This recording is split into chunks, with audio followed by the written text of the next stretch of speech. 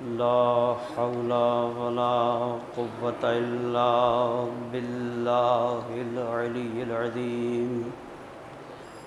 أعوذ بالله من الشيطان اللعين الرجيم. بسم الله الرحمن الرحيم. الحمد لله رب العالمين، والصلاة والسلام والتحية والإكرام على النبي الأمي المكي المدني القرشي الهاشمي الأبتهي الرسول المسدد والمحمود الأحمد والمصطفى الأمجد بالقاسم محمد.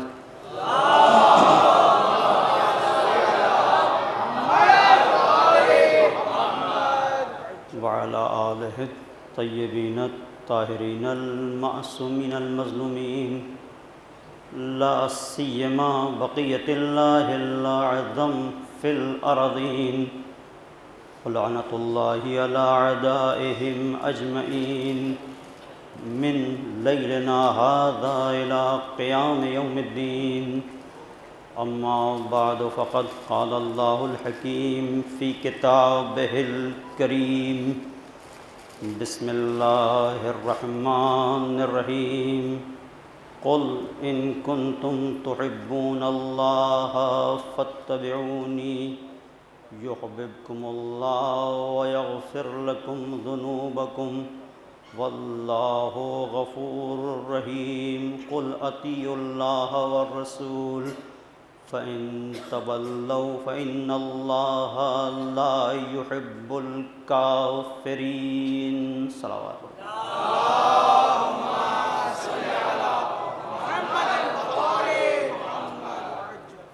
سورہ آل عمران کی 31 اور 32 نمبر کی آیت، 31 اور 32 نمبر کی آیت، ارشاد ہو رہا ہے میرے حبیب ان سے کہہ دیجئے اگر تم اللہ سے محبت رکھتے ہو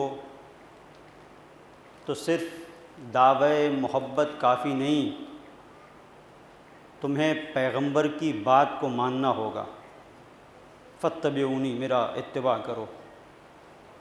اور اگر تم ایسا کرو گے تو پروردگار بھی تم سے محبت کرے گا. ایک منزل بندے کی محبت کی ہے اور ایک منزل خالق کی محبت کی ہے. پروردگار کب محبت کرے گا؟ قرآن کی آیت ہے، کوئی حدیث نہیں ہے، اور واضح طور پر قرآن بالکل 2-2-4 والی بات کر رہا ہے. ہو سکتا ہے تم اللہ سے محبت کرتے ہو، لیکن اللہ نے اپنی محبت کے لیے کہ میں بھی اپنے بندے سے محبت کروں شرط رکھی ہے. تمہاری محبت تمہارے لیے قیمتی ہو سکتی ہے، لیکن جواب میں اللہ کی جانب سے محبت اس وقت ہوگی جب تم اس کے رسول کی پیروی کرو گے. دیکھیے کتنی اس دنیا میں یہ عجیب داستان محبت کی اگر اٹھا کے آپ تاریخ دیکھیں، کتنے لوگوں کو ناکامیاں لگی ہیں. محبت، ایک طرفہ محبت، سب کچھ کرتا ہے انسان، لیکن اگر ایک طرفہ محبت ہے تو سوائے مایوسی کے کچھ نہیں ملتا. عام دنیا میں اگر ایک طرفہ محبت ہو جائے تو انسان کی زندگی مصیبت بن جاتی ہے. تو اگر خدا سے ایک طرفہ محبت ہو،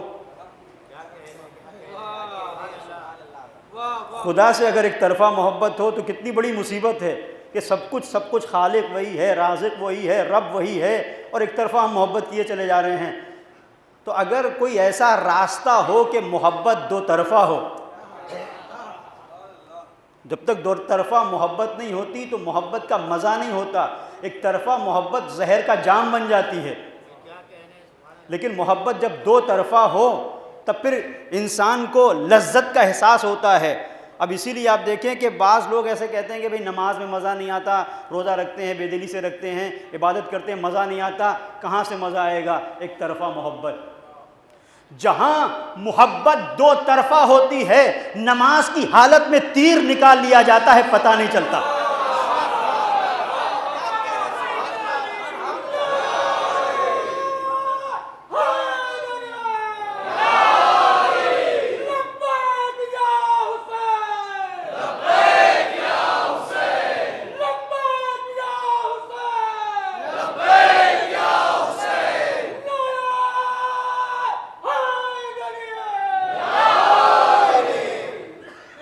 دو طرفہ محبت. اور جہاں محبت دو طرفہ ہوتی ہے تو انسان خطروں سے بھاگتا نہیں ہے، خطروں سے کھیلتا ہے. ایک طرفہ محبت ہوگی تو مزہ نہیں آتا، کسی کے لیے کیوں ٹینشن لے، کیوں چیلنج کو برداشت کرے ہیں.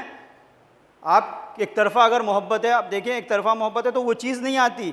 لیکن جہاں دو طرفہ محبت ہے اسے محبت کا رپلائی بھی مل رہا ہے تو اب وہ خطروں سے کھیلتا ہے. بہت توجہ کیجئے گا. ایک طرفہ محبت ہے، انسان کسی سے محبت کرتا ہے، ہاں ایک کہاں تک چلے گی، جب ادھر سے رپلائی نہیں آتا تو وہ بھی سست پڑ جاتا ہے کہ ٹھیک ہے ہمیں محبت ہے، ادھر سے کوئی جواب نہیں آ رہا ہے.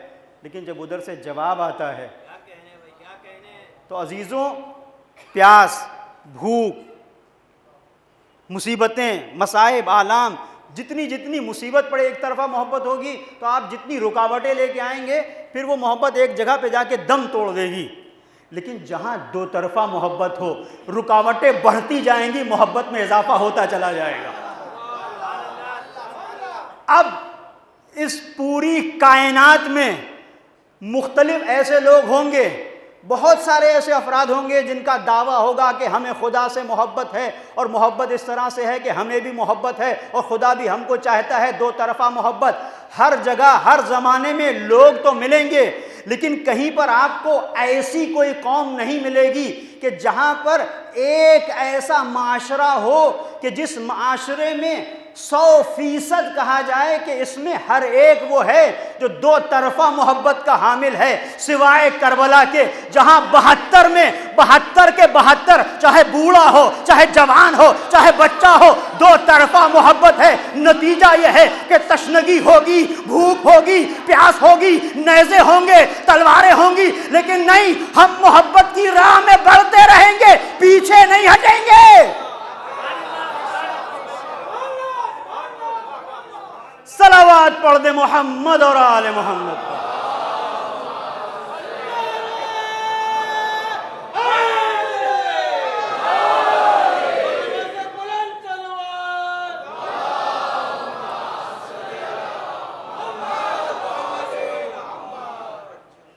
اور عجیب بات ہے عزیزو، یہ کیفیت آپ اس کو محسوس کریں کہ کربلا سن 61 ہجری کا واقعہ ہے، لیکن اس کا تسلسل آپ آج بھی دیکھ رہے ہیں.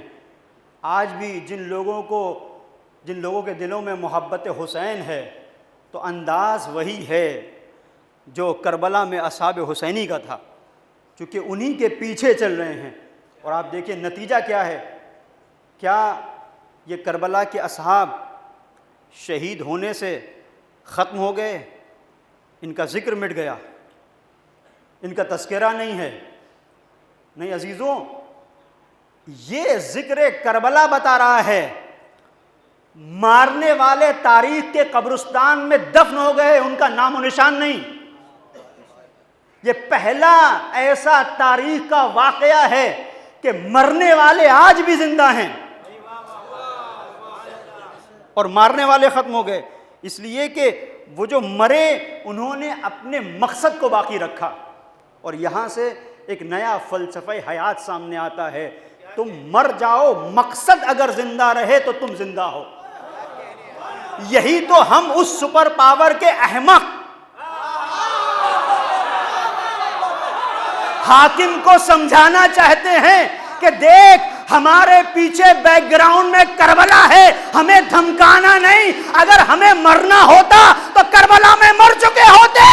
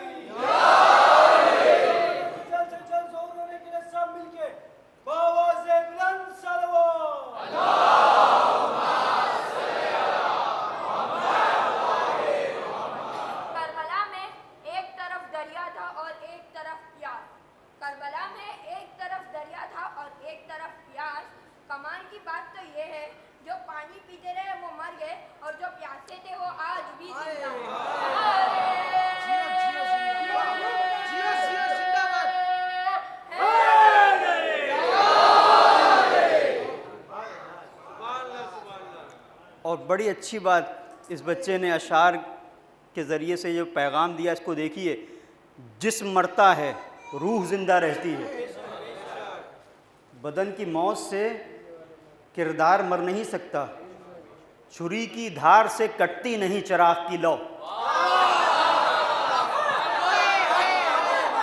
چھری کی دھار سے کٹتی نہیں چراغ کی لو، بدن کی موت سے کردار مر نہیں سکتا۔ اور یہ جو شہدائے کربلا ہیں، یہ پیاسے ضرور رہے لیکن انہوں نے تشنہ روحوں کو اپنی تشنگی سے سیراب کیا، اور آج تک یہ پیاسی انسانیت، جو معنویت کی پیاسی انسانیت ہے، انہی شہدائے کربلا کے صدقے میں سیراب ہو رہی ہے۔ اور عزیزو، یہاں پر ایک جملہ کہوں آپ کے پیش نظر، آج کے حالات ہیں، یہ جو ہم آج دنیا میں دیکھ رہے ہیں، دنیا سمجھ رہی ہے، یہ ظاہر طور پر دیکھ رہے ہیں، مثلا جو آج دو ممالک کی جنگ ہے کہ فلاں جگہ پر یہ ایرانی ہیں اس لیے، نہیں، ایرانی تو اس سے پہلے بھی بہت آئے، رستم، سہراب، یہ سب ایرانی تھے، اور بڑے بڑے ایسے افراد، یہ ایرانی نہیں، یہ حسینی ہیں اس لیے زندہ ہے۔ اور دوسری بات، ہم بھی ان کا ساتھ اس لیے نہیں دے رہے ہیں کہ ایرانی ہیں، ورنہ ہم کل بھی ان کے ساتھ نہیں تھے، تو جو ایرانی ہیں ان سے ہمارا کیا لینا دینا؟ مسئلہ یہ ہے کہ وہ حسینی ہیں، چونکہ خیمے حسینی میں ہیں، ہمارے اپنے ہیں، کہیں پر رہیں، اور اسی خیمے حسینی میں ہونے کی بنیاد کے اوپر تمام تر پابندیوں کے باوجود، تمام تر چیلنجز کے باوجود، تمام تر دنیا کے حملوں کے باوجود یہ دکھا رہے ہیں کہ دیکھو، جب تم 72 کا مقابلہ نہ کر سکے،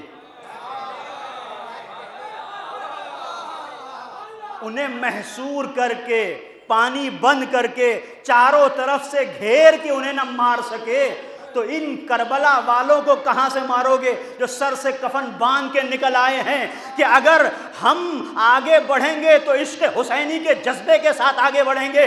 اب مقابل میں چاہے کتنا بڑی طاقت ہمارے سامنے کیوں نہ ہو، اس لیے کہ حسین اپنے دور کی سب سے بڑی طاقت یعنی یزید سے ٹکرا گئے، اور حسین نے یہ درس دیا کہ ہر زمانے میں اپنے دور کے یزید کو للکارنا یہ تمہاری پہچان ہے۔ اب دنیا خاموش رہے یہ اس کا کام ہے، لیکن ہم نے جب لا الہ کہا تو اس طرح سے کہا جیسے حسین نے کہا۔ بہت سارے لوگ تھے جو لا الہ کہہ رہے تھے، صحابی بھی تھے، مفسرین بھی تھے، مؤرخین بھی تھے، رسول کے ساتھ بیٹھنے والے بھی تھے، ان کے لا الہ میں اور حسین کے لا الہ میں جو فرق تھا وہی یہاں پر ہے۔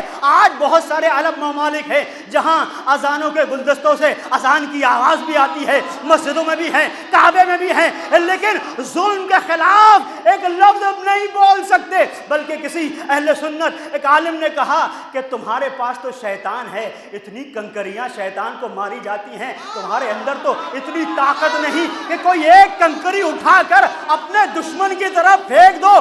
پھر پتہ یہ چلا نہیں پھینک سکتے اس لیے کہ تمہارے خون میں بھگوڑوں کا خون ہے۔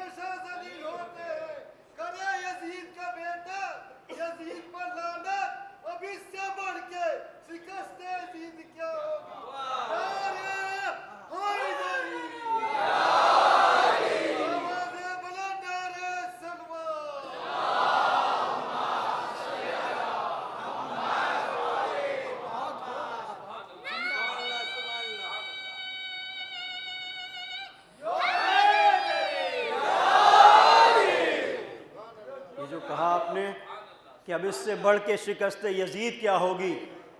یزید کی سب سے بڑی مشکل ہی یہی تھی کہ سوچ رہا تھا سر کاٹ لیا تو ہم جیت گئے، سر کاٹ لیا تو ہم جیت گئے، حسین کو اگر ہم نے پامال سم اسپا کر دیا تو ہم جیت گئے۔ تو یہ تو وقت ہے جو گزرے گا اور بتائے گا کون جیتا اور کون ہارا۔ جب سید سجاد سے کسی نے پوچھا تو پیش نظر ہے آپ کے کہ کون جیتا کون ہارا، تو مولا نے فوراً جواب نہیں دیا، فوراً جواب نہیں دیا، آنے دے وقت، اذان کا وقت ہوگا تو پھر پتہ چلے گا کون جیتا کون ہارا۔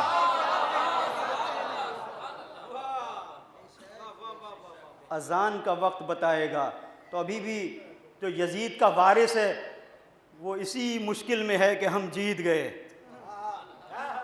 اگر تم نے مقصد حاصل کر لیا تو جیت گئے، لیکن اگر مقصد، آپ بالکل سامنے کی مثال ہے، مثال کے طور پر ایک چھوٹا سا بچہ ہے، اس کے ہاتھ میں رومال ہے، آپ اس سے مانگیں وہ نہ دے، آپ اسے تھپڑ ماریں وہ نہ دے، اتنی زور سے مارے کہ وہ بے ہوش ہو جائے، رومال آپ چھین لیں، تو یہ آپ کی جیت ہوئی؟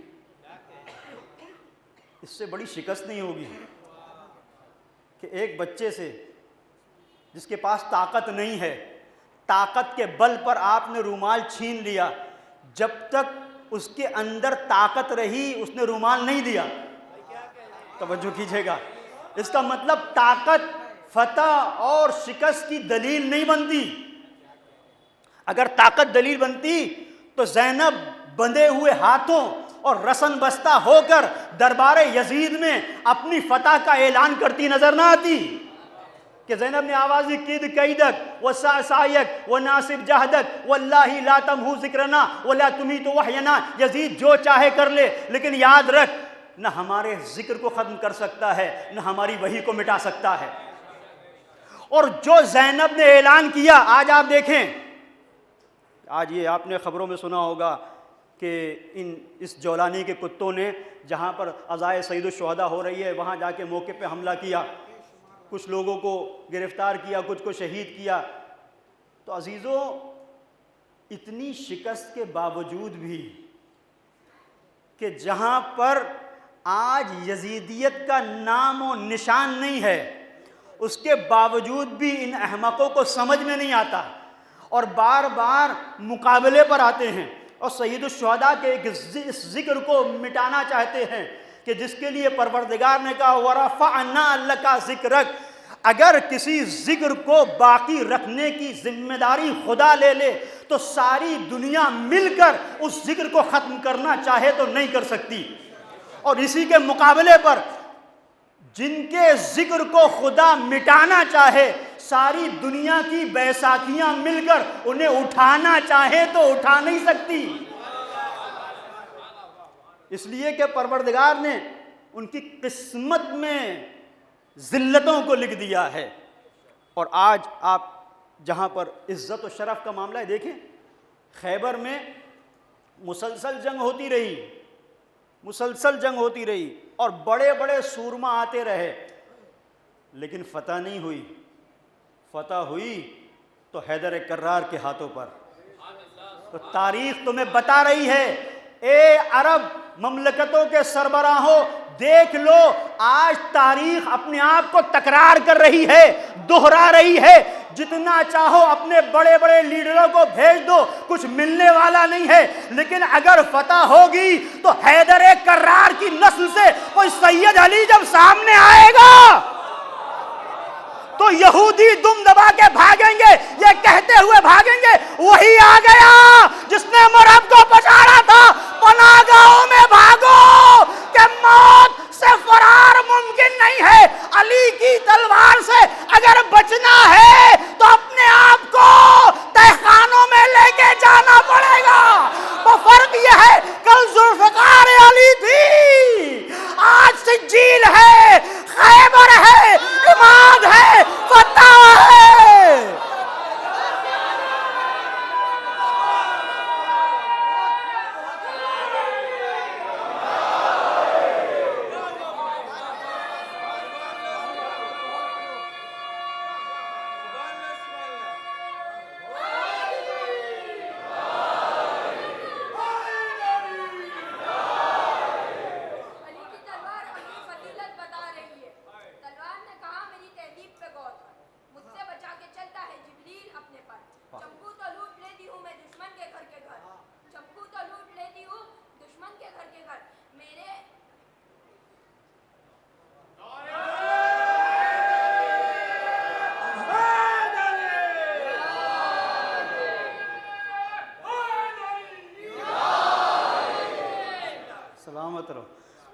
آج ہمارے سامنے ایک بار پھر ہے محبت حسین اور دفاع حق۔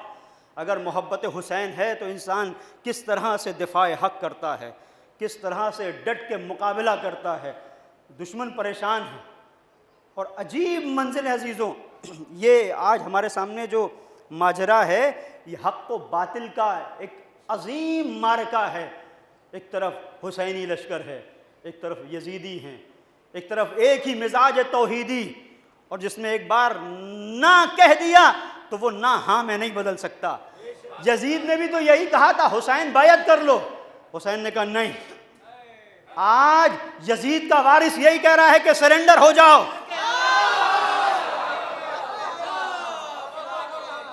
اور حسینی مزاج رکھنے والا کہہ رہا ہے کسی اور سے بات کرنا، ہمارے مزاج میں سرنڈر ہونا نہیں ہے۔ اور اس کا نتیجہ کیا ہے اسے آپ اگر دیکھیں، پوری توجہ کیجئے گا، یہ آج بعض جو دنیا میں فہم رکھنے والے، سمجھ رکھنے والے افراد ہیں، وہ اس حقیقت کو سمجھ رہے ہیں، لیکن عجیب بات ہے، حقیقت کو سمجھ بھی رہے ہیں اور ساتھ دینے کے لیے تیار نہیں، تو یہ اپنی تاریخ کا پتہ دے رہے ہیں۔ کل سب کو پتا تھا کہ اگر علی نہیں آئیں گے تو فتح نہیں ملے گی، لیکن علی سے جلن تھی، حسد تھا، دیکھ نہیں سکتے تھے علی کے ہاتھوں میں پرچم کو۔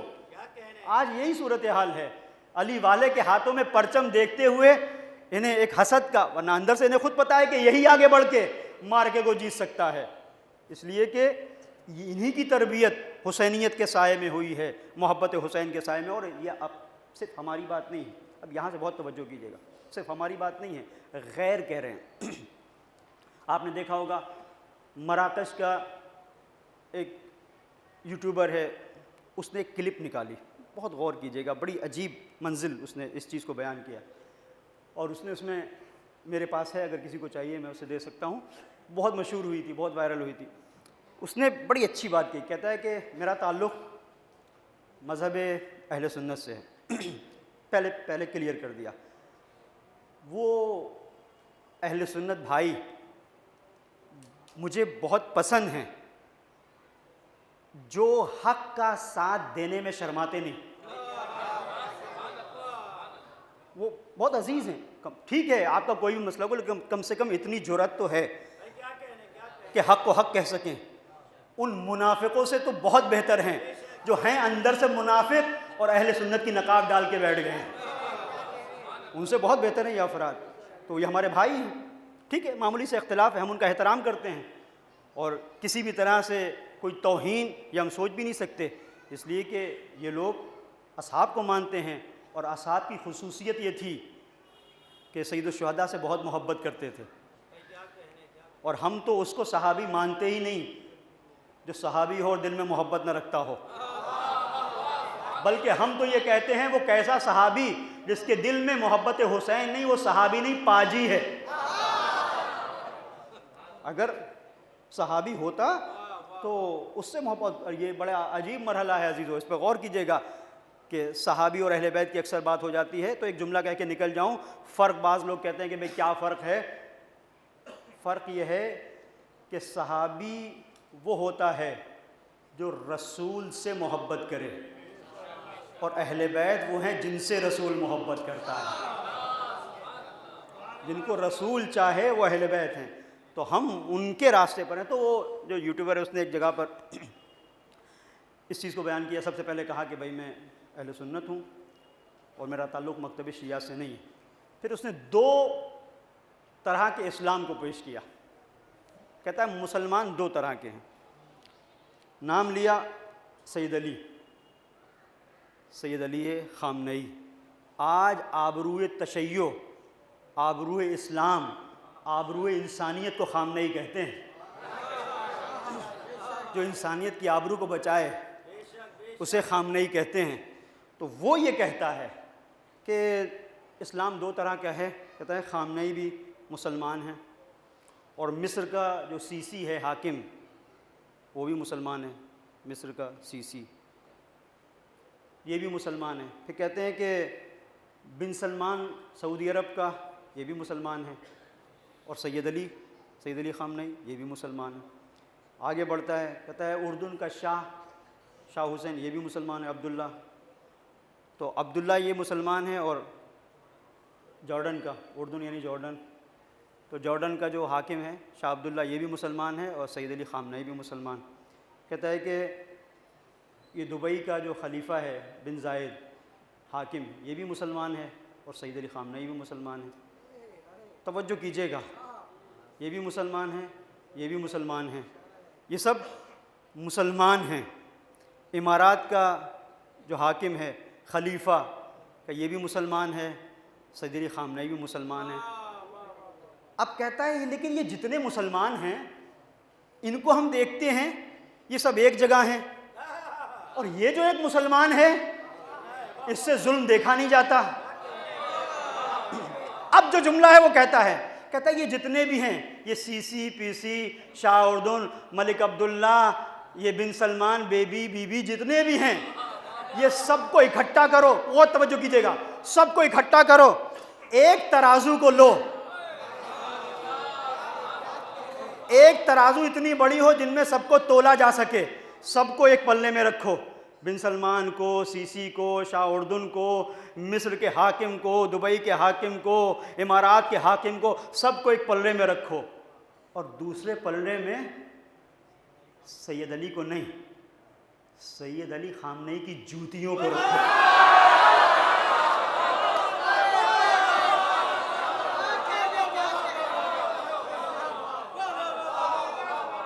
کرے خدا کی قسم اگر تولو گے تو سید علی خامنئی کی جوتیوں کا وزن زیادہ ہوگا۔ تو عزیزو 1400 سال بعد جس کی جوتیوں میں اتنا وزن ہے اس زہرا کی روٹیوں کا وزن کیا ہوگا؟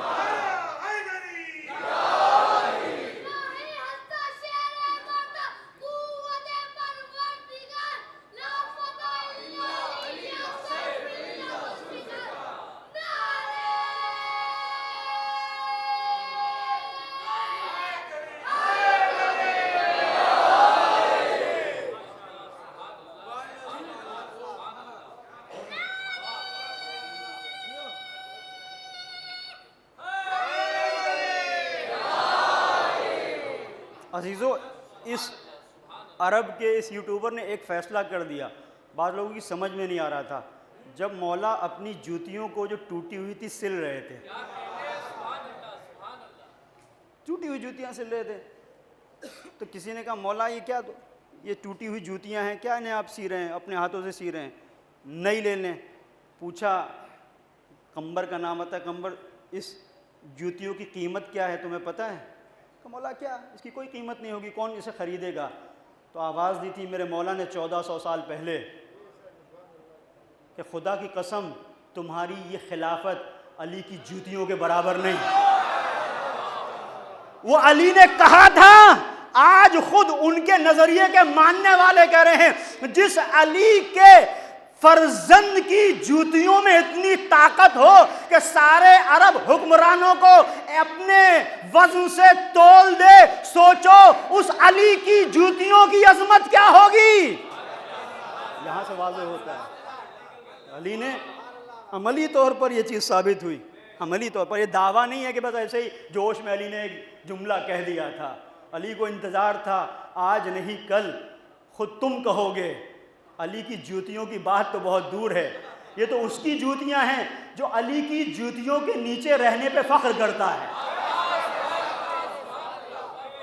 جو کہتا ہے میرا سارا افتخار یہی ہے کہ میں علی کی جوتیوں کے نیچے ہوں، کہ میرے اوپر نگین نالین علی ہے، جس کا افتخار یہ ہے۔ عزیزو یہ بہت اہم مرحلہ ہے. بس توجہ کیجیے گا، محبت حسین اور دفاع حق، یہ دفاع حق محبت حسین کی بنیاد کے اوپر. جہاں جہاں یہ محبت ہے یہ اپنے وجود کے اندر ایک انقلاب بپا کر دیتی ہے، جہاں پر بھی یہ محبت حسین ہے. اور پھر اس کا کمال یہ ہے کہ دو طرفہ محبت، ابتدا سے میں نے عرض کیا یہ دو طرفہ محبت، کہ جہاں پر عشق، جہاں پر ایک لگن، جب دو طرفہ محبت ہوتی ہے تو انسان کو قربانی دینے میں مزہ آتا ہے. ایک طرفہ محبت پہ انسان قربانی نہیں دیتا، دکھاوے کے لیے ہو سکتا ہے دکھاوا کرے، قربانی نہیں دے گا. ایسے بہت سارے لوگ تھے جو دکھاوا تو بہت کر رہے تھے کہ ہم رسول کے ساتھ ہیں، لیکن حقیقت میں قربانی دینے والی جو ذات تھی، جتنے بھی آپ تلاش کریں، یا ذات علی ابن ابی طالب یا علی کی آغوش کے پروردہ نسل زہرا، اسی نے قربانی دی ہے، نسل ابی طالب انہی نے قربانی دی ہے. اور عجیب، یہ دنیا کا عجیب فلسفہ ہے کہ آپ تاریخ قربانیوں کی اٹھا کے دیکھیں، جس نے جتنی زیادہ قربانیاں دی ہیں اسی کو مسلمانوں نے نشانہ بنایا. سب سے زیادہ قربانی دینے والی ذات اسلام کے لیے نام ہے ابو طالب. مسلمانوں نے کہا کافر اس ابو طالب کو کہ جس نے قربانیاں دی.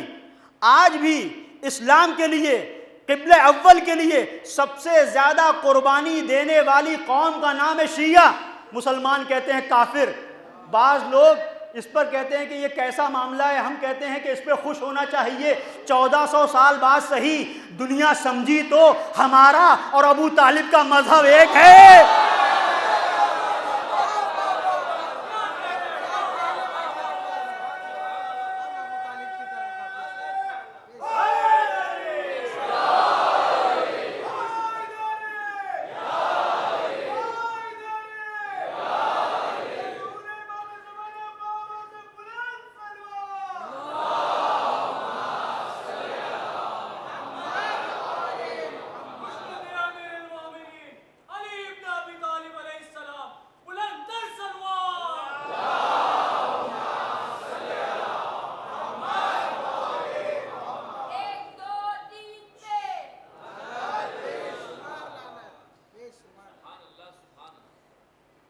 لعنت کا جو بھی مستحق ہے اس پہ لعنت اپنے آپ جاتی ہے، چاہے آپ 10 15 اور 16 کہیں تب بھی لعنت وہیں جائے گی جہاں پہنچنا ہے.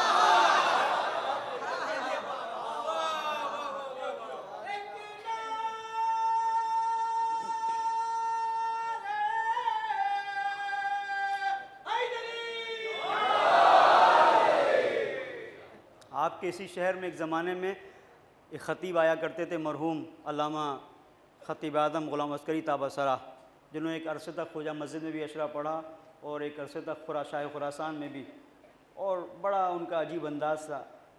اس سے مجھے یاد آیا، کسی نے ان سے پوچھا مولانا یہ بتائیے کہ یزید پہ لعنت کی جا سکتی ہے کہ نہیں؟ ہیں بہت سارے لوگ، یزید پہ لعنت کی جا سکتی ہے کہ نہیں؟ بہت خوبصورت جواب دیا تھا، میں وہ آپ کے حوالے کر رہا ہوں. انہوں نے کہا تھا مجھے یہ بتاؤ وہ کون سی لعنت اور وہ کون سی گالی ہے جو اس لفظ یزید کے اندر نہیں پائی جاتی؟ سب سے بڑی گالی اور سب سے بڑی لعنت تو خود یزید کا نام ہے. انہوں نے اس انداز سے اسے پیش کیا. صلوات پڑھیں محمد اور آل محمد.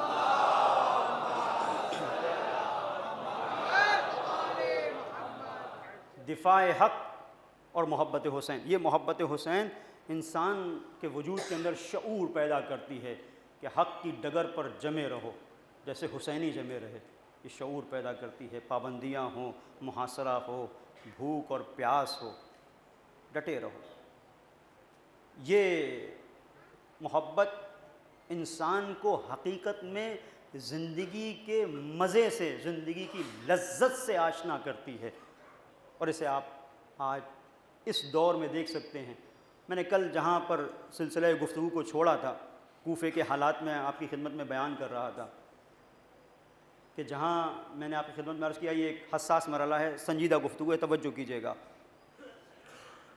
کہ جہاں میں نے عرض کیا کہ جناب مسلم ابن عقیل کے جن کے ہاتھوں پر 18,000 سے 40,000 لوگوں نے بیعت کی، کیسے تنہا ہو گئے. تو میں نے ایک بات آپ کی خدمت میں بیان کی تھی کہ جاسوس اپنے لوگ ملے ہوئے تھے اور بعض وہ افراد تھے جو سمجھ نہیں سکے کہ ابن زیاد کا جاسوس معقل آتا تھا، اٹھتا تھا، بیٹھتا تھا، اور اس نے بھید لگا کر پتہ بتا کر جناب مسلم کا ابن زیاد تک بتا دیا کہ جناب مسلم کہاں پر ہیں، اور مسلم تنہا ہو گئے۔ اور یہاں سے میں جوانوں کے لیے بریکٹ میں ایک پیغام، پوری توجہ کیجیے گا، مسلم تنہا ضرور ہوئے لیکن مسلم نے دین کو تنہا نہیں چھوڑا۔ مسلم تنہا ضرور ہوئے، مسلم کے اوپر یلغار تھی، نیزے تھے، تلواریں تھیں، دہکتے ہوئے انگارے تھے، بھوک تھی، پیاس تھی۔ آج عزیزوں یہ تشیع اس کی کیفیت ایسے ہی ہے، ہر طرف سے ہمارے پر یلغار ہے، کلچرل وار کا ہم شکار ہیں، ہمارے عقائد پر حملے ہو رہے ہیں، ہماری فکر پر حملے ہو رہے ہیں۔ ایسے میں ہر ایک شیعہ نوجوان کے لیے ضروری ہے کہ اپنی ذات کو جناب مسلم کے آئینے میں دیکھے کہ وہ کیا کر رہا ہے۔ جناب مسلم نے ہر حملے کو برداشت کیا لیکن سمجھوتے کے لیے تیار نہیں ہوئے۔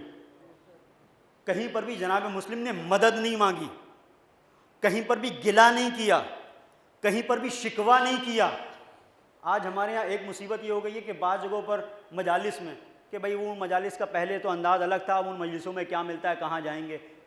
عزیزوں جناب مسلم اکیلے اور تنہا تھے، لیکن پتہ ہے کہ خیمہ حسینی میں اگر اکیلا مسلم ہے تو اکیلے مسلم کو آگے بڑھتے رہنا ہے، پیچھے نہیں ہٹنا ہے۔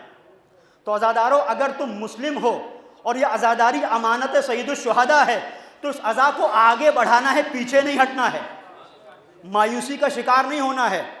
ہر زمانے میں، ہر دور میں یہ ریت رہی ہے ظلم کی کہ اس کا انداز بدلا، اس کی رت بدلی، اس کا لب و لہجہ بدلا، لیکن حسینیوں کا مزاج ایک ہی رہا ہے، ایک ہی رہا ہے۔ اگر انکار تھا یزید کے سامنے تو انکار۔ تو عزاداروں بہت توجہ کیجیے گا کہ جناب مسلم کی شخصیت کو دیکھتے ہوئے یہ ایک بہت بڑا پیغام ہے جناب مسلم کے سلسلے سے، جو اگر جوان حاصل کرنے کہ جناب مسلم اکیلے تھے لیکن کوئی کمپرومائز نہیں کیا۔ تو آج بہت سارے لوگ کہتے ہیں کہ بھئی اتنا حملہ، اتنا یہ سب کمپرومائز کیوں نہیں؟ تو ہمارا تعلق جناب مسلم سے ہے۔ کل مسلم نے ہتھیار ڈال دیے ہوتے تو آج کا مسلم بھی ہتھیار ڈال دیتا۔ اور عزیزو یہیں سے سطح فکری کو آپ بلند کریں کہ یہ تو بات ہی نہیں ہے کہ حسینی کہیں پر آ کر سرنڈر ہو جائیں، ہمیں آگے بڑھتے رہنا ہے۔ ہاں ظلم کی چکی چلتی رہے گی، چلے، جسے قائد حریت نے بہت پہلے بیان کیا تھا شہید حسن نصر اللہ نے، کہ جسے میں نے اس سے پہلے بھی بیان کیا کہ اگر ہمیں فنا ہونا ہوتا، ختم ہونا ہوتا، مٹنا ہوتا تو ہم کربلا میں ختم ہو چکے ہوتے۔ یہ تو عجیب مرحلہ ہے، تم یہ سمجھتے ہو کہ ہمیں شہید کر کے مٹا دو گے، لیکن تاریخ شہادت سے تم نے سبق حاصل نہیں کیا۔ کتنا تم نے ہمیں شہید کیا، ہمارے خون کے گارے سے اپنے محلوں کو بنوایا، ہمارے سروں کی میناریں تم نے قائم کی، سب کچھ ہونے کے باوجود پورے قریوں کو، علاقوں کو رون دیا، سب کچھ تباہ کر دیا۔ لیکن آج بھی جہاں لبیک یا حسین کی صدا کل بلند تھی، آج بھی بلند ہے، بلکہ پہلے سے زیادہ گھن گرج کے ساتھ، وقار کے ساتھ، جوش کے ساتھ۔ جب ہم لبیک یا حسین کہتے ہیں تو تخت یزید لرزنے لگتا ہے، لیکن اس لبیک یا حسین میں کوئی کمی نہیں آتی۔ عزیزو یہ ایک قابل غور مرحلہ ہے۔ جناب مسلم نے کہیں پر نہیں کہا، ہاں اگر خواہش کی تو بس ایک خواہش تھی، میرے مولا تک پیغام پہنچ جائے، میرے مولا تک پیغام۔ اب یہاں سے جو میں نے ایک بات بریکٹ میں عرض کی، اب توجہ کیجیے گا، یہ جو معاملات کوفے کے تھے، جو بھی ہوئے کہ جاسوسوں کے ذریعے سے، جاسوسوں کے نیٹ ورک کے ذریعے سے پتہ لگایا گیا، یہ ایک مرحلہ۔ دوسری چیز جو بہت اہم ہے اور بہت اہم پیغام آج کی مجلس کا، کہ جہاں محبت حسین تھی دلوں میں، محبت حسین تھی تبھی تو حسین کو دعوت دی تھی، لیکن معرفت کی کمی تھی۔ تو اس معرفت کی کمی نے کیا کیا؟ بہت توجہ کیجیے گا، بہت حساس مرحلہ آ گیا۔ اس معرفت کی کمی نے کیا کیا؟ علامہ محمد تقی جعفری رحمۃ اللہ تعالی علیہ بہت خوبصورت اور بڑا حساس جملہ انہوں نے کہا ہے کس معرفت کی کمی نے یہ کیا کہ دل میں جذبہ حسین کی محبت کا تھا، حسین کا انتظار کر رہے تھے، ابن زیاد کی مکاریوں کو سمجھ نہیں سکے۔ اس کی دلیل، جب ابن زیاد کوفے میں داخل ہوا تو اپنے اہل و عیال کے ساتھ آیا، اکیلا نہیں آیا، اکیلا بھی آ سکتا تھا، لیکن اس نے پہلے سے حساب کتاب بنا کے رکھا تھا کہ اس طرح سے جاؤں کہ لوگ سمجھیں کہ حسین آ رہے ہیں۔ عزیزو، گزارش ہے چونکہ بارش ہو رہی ہے، تھوڑا تھوڑا آپ لوگ آگے آ جائیں تو جو باہر لوگ ہیں ان کو آنے میں مشکل نہ ہو۔ ایک صلوات پڑھیں محمد و آل محمد کا۔ ادھر جگہ ہے۔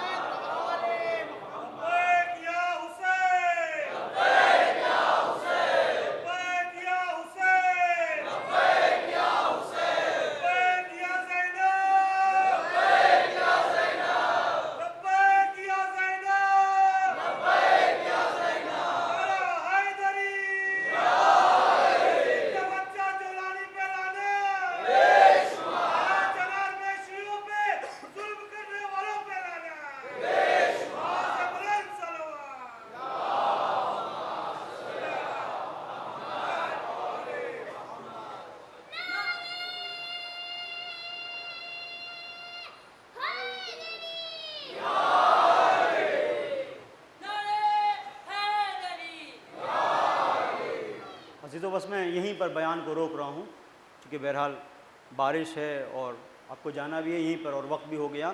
انشاءاللہ سلسلہ گفتگو کل آگے بڑھے گا کہ پھر کیا وجہ تھی۔ ایک چیز، بس ایک چیز کی طرف اشارہ، ایک مرحلہ کہ کیوں یہ ابن زیاد کا استقبال کر رہے ہیں۔ ابن زیاد جب آیا تو یہ سمجھ رہے ہیں کہ حسین آ گئے، مرحبا بکم اہلاً و سہلاً، اس طرح سے ابن زیاد کا استقبال ہو رہا ہے۔ انہی میں سے ایک نے کہا بھی کہ حسین نہیں ہے، لیکن اتنا جوش میں تھے۔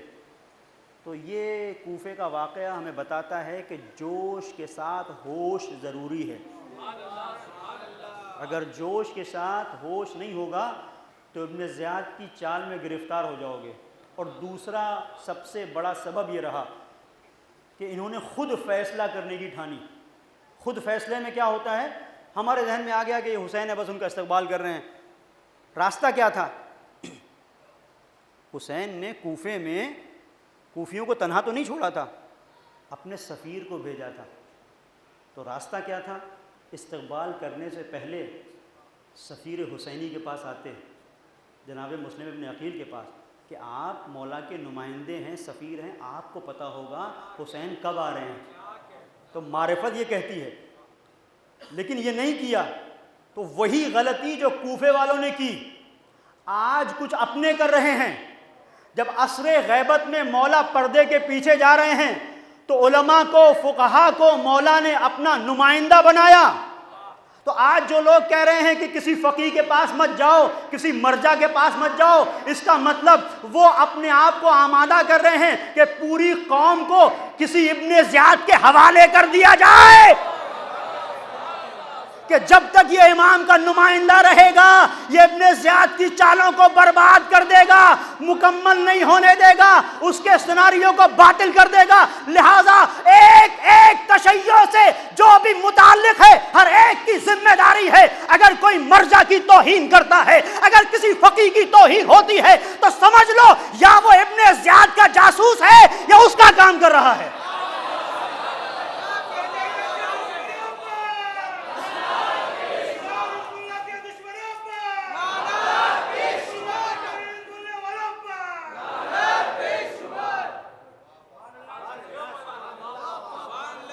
اس دور میں جب کوفے کے لوگوں کے پاس سب کچھ تھا، ساری حدیثیں تھیں، ساری روایات تھیں، سب کچھ تھیں، اس کے بعد فیصلہ کرنے میں غلطی کی، چونکہ سفیر حسینی کی طرف رجوع نہیں کیا۔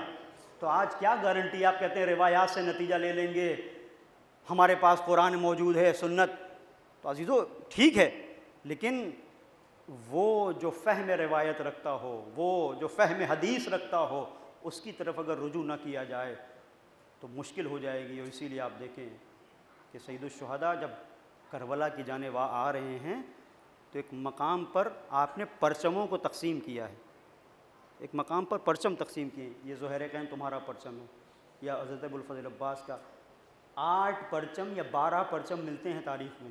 جیسے سید الشہداء نے تقسیم کیا، ایک پرچم گلے سے لگائے ہوئے، سینے سے لگائے ہوئے آگے بڑھ رہے ہیں، کسی نے کہا یہ پرچم ہمیں دے دیجئے، کہا نہیں، اس پرچم کو لینے والا آئے گا۔ انتظار کر رہے تھے کس کا؟ حبیب ابن مظاہر کا۔ آج ہم مرجع کو کیا کہتے ہیں؟ جو مرجع ہیں ہمارے فقیہ۔ فقیہ کا مطلب کیا ہے؟ دین کا گہرا شعور۔ اور خط کیا لکھا سید الشہداء نے حبیب ابن مظاہر کو؟ من الحسین الغریب الی الرجل الفقیہ حبیب ابن مظاہر، حسین غریب کی جانب سے من الحسین ابن علی الی الرجل الفقیہ حبیب ابن مظاہر۔ اور اس کے بعد کیا ہے؟ حبیب انا نزلنا بکربلا، حبیب ہم کربلا پہنچ گئے۔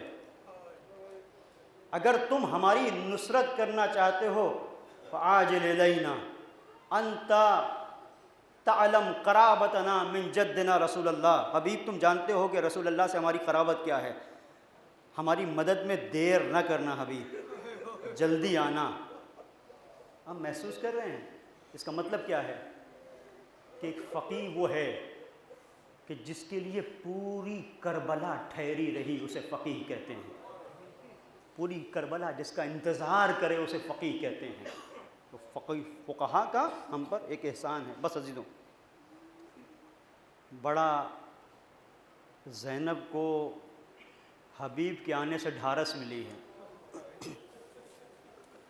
جب یہ خط پہنچا ہے، میں نہیں پڑھتا پورے مسائل کیونکہ اب دامن وقت میں گنجائش نہیں، چند منٹ سن لیجئے، مختصر پڑھوں گا کہ جب خط پہنچا ہے اور حبیب نے اس خط کو چوما اور پڑھا تو کھانا کھا رہے تھے حبیب، دسترخوان پر تھے، آنکھوں میں آنسو۔ زوجہ نے پوچھا کیا ہوا؟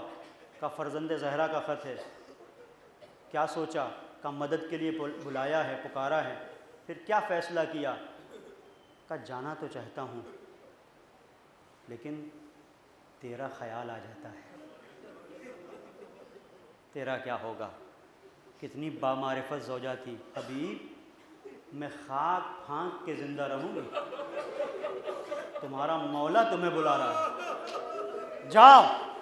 اور عزیزو حبیب جب پہنچے ہیں، جب کربلا میں زمین کربلا پر حبیب پہنچے ہیں، گھوڑوں کے ٹپوں کی آواز آئی ہے تو ایک مرتبہ ایک آواز گونجی شہزادی کی، فضا دیکھ کون آیا ہے۔ ادھر حسین کی آواز، عباس میرا مہمان آ گیا، علی اکبر میرا مہمان آ گیا۔ قاسم دوڑے، علی اکبر دوڑے، اور فضا عجیب انداز ہوگا فضا کا، تڑپ کے آواز، شہزادی مبارک ہو، حبیب آئے ہیں، حبیب آئے ہیں۔ ایک مرتبہ کہا فضا جا کر حبیب کو میرا سلام کہنا، حبیب کو میرا سلام کہنا۔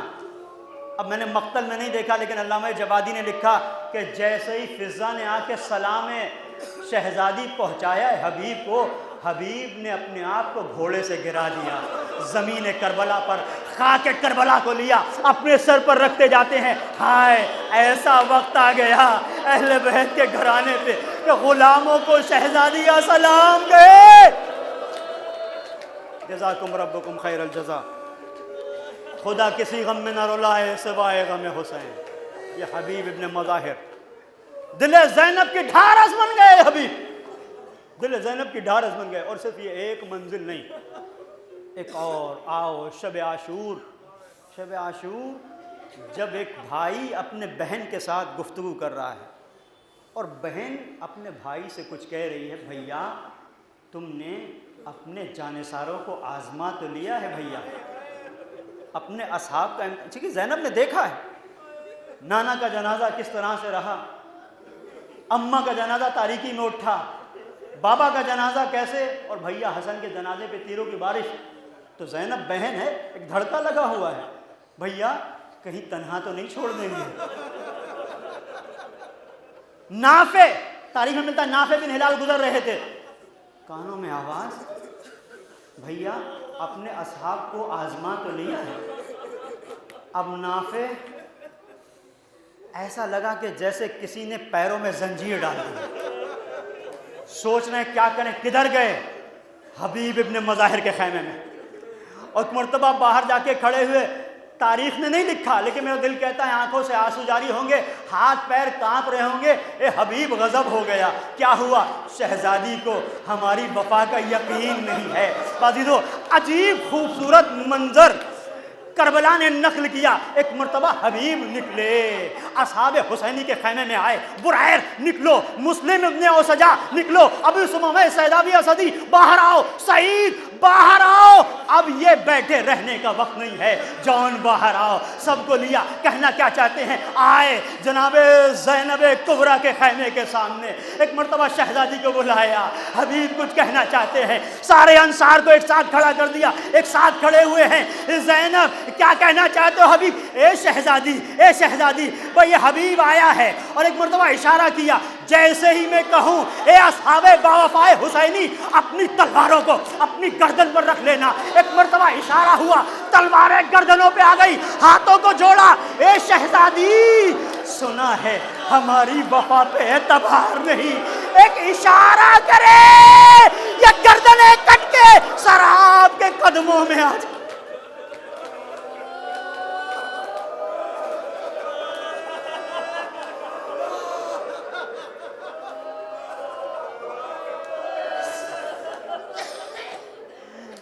دل زینب کو قرار آ گیا، اور پڑھتا لیکن دامن وقت میں گنجائش نہیں، 2 جملے مجلس ختم ہو گئی۔